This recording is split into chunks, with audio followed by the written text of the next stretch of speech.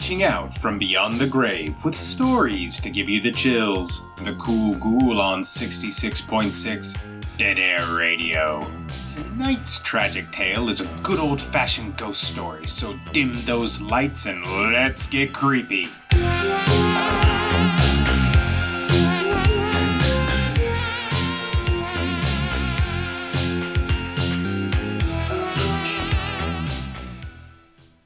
Hey there, groovy ghoulies. It's your crusty colleague, the Kool Ghoul.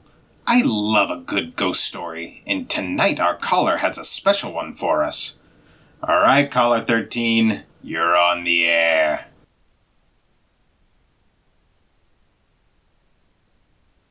Blair Erkin and I popped a couple Reese's Pieces and looked out the window of our school.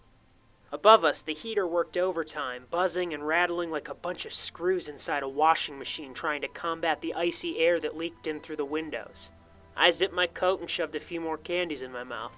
I was shivering more from excitement than from the cold. Tonight, we would catch a ghost. Before it became a school, whatever this building was, it required a dumbwaiter for folks to do their business. A large wooden box with rope running through it connected to a pulley. According to local legend, some unlucky kid tried to ride the thing during a game of hide-and-seek, and it got stuck between the floors. The whole town searched for him, but nobody checked the dumbwaiter until the smell seeped through the walls and the kids and teachers complained. He must have struggled until his last breath, because when they removed his body, he'd ripped his fingernails off from clawing the inside of the box.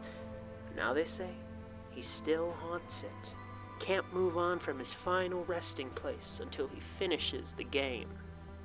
Blair believed the story, but I was skeptical since I heard the tale from Elliot Lloyd, who also says wrestling is real. It would scare most kids to meet a ghost, but not Blair. He was a bona fide believer in the stuff. He ate, breathed, and slept them. Mr. Gwynn should be done soon. He checked the time on his phone. He'd been stalking around the school for weeks now, learning everyone's schedules in preparation, like a thief cases out a place before they rob it. He kept a journal of the haunted places in our town with detailed notes on each. So, what's the plan once he leaves? What are we gonna do to catch this ghost? I popped a few more Reese's into my mouth. He beamed, hoping I'd ask. He pulled a notebook from his backpack. Paper stuck out from the sides. Ripped strips of neon post-its covered in chicken scratch marked the important sections. He laid the book on the nearest table and opened the page topped by a bright green strip.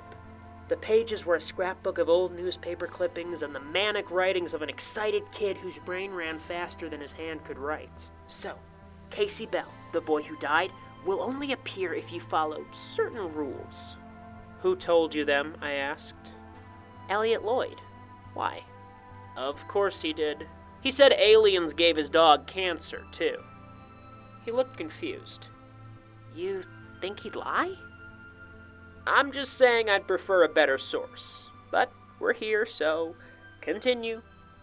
Okay, so he won't come unless we follow the rules, right? Sure.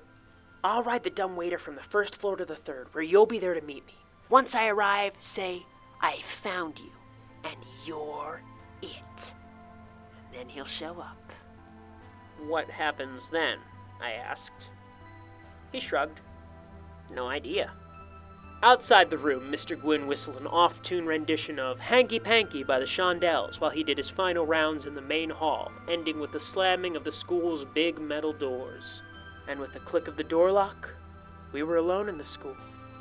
Me, Blair, and Casey. A pair of staircases capped the first floor hallway. Walking down those stairs was like stepping into a secret underground bunker. A singular red light reflected off the lockers and the large pipes that ran the length of the ceiling. Their gaseous whispers replaced the clunking and rattling of the heaters. And in the dark, surrounded by the sound, I believed Elliot Lloyd, who said snakes could roll downhill by biting their tails, might be right about the ghost boy. They built the dumbwaiter into the side of the student store, a concession stand where kids could buy candy, soda pop, and supplies before and after school started. At some point in the building's history, folks must have sent stuff here from the upper floors of the building. Blair pried loose the boards barring the shaft with little effort, which made me wonder why nobody had attempted to ride it before us. "That doesn't look safe," I said. A couple of wood panels were cracked and splintered, others missing, leaving gaps that could fit an arm or a leg. 2 frayed ropes as thick as the ones you'd climb in gym ran through the center. He ignored me, cleared the dumbwaiter's cobwebs, then took off his backpack. "I'm gonna need a boost." I linked my fingers and he stepped onto my hands and I lifted him onto the box. The thing shuddered under his weight, making little popping and snapping sounds as he shifted himself into a comfortable position behind the ropes. He tugged one of them, and the dumbwaiter dropped a few inches. The wooden slats groaned, and he flashed me a nervous smile. "You remember the rules?" he asked. "Yeah," I said. He gave the rope a good yank. The box lurched upwards, and he was on his way. I reached the 3rd floor before him. The boards blocking the shaft were harder to pry off, but I removed them before the dumbwaiter appeared. When it arrived, he was still smiling. "Okay, now the words." I hesitated, nervous, excited. "You sure?" "Yes." "All right. I found you, Casey. And you're it." We waited. The minutes ticked by, and Blair's smile turned into a frown. His lips trembled, fighting the urge to cry. The notebook he devoted hours of study to held against his chest. "Nothing's gonna happen, is it?" he asked. "Don't think so." Poor guy built his expectations so high that he didn't consider the possibility that ghosts weren't real. I felt guilty for going along with it. But I wasn't about to shoulder the guilt alone. Elliot Lloyd deserved a punch in the kidney tomorrow for filling his head with junk. Then the room became cold. At the back of the dumbwaiter sat a boy, arms and legs folded over his body, brows furrowed, glassy, bloodshot eyes bulged from his wet socket, his mouth stretched open, gasping for air. Casey had arrived.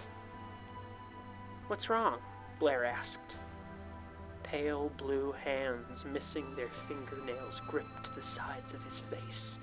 The raw red tips dug into his cheeks. The ghost leaned forward. "Now you're it." And with a violent jerk, the dumbwaiter fell. And they were gone. Thanks for calling. I love an uplifting story. Casey finally has a friend, and Blair gets to experience the ghost life firsthand. Everybody wins.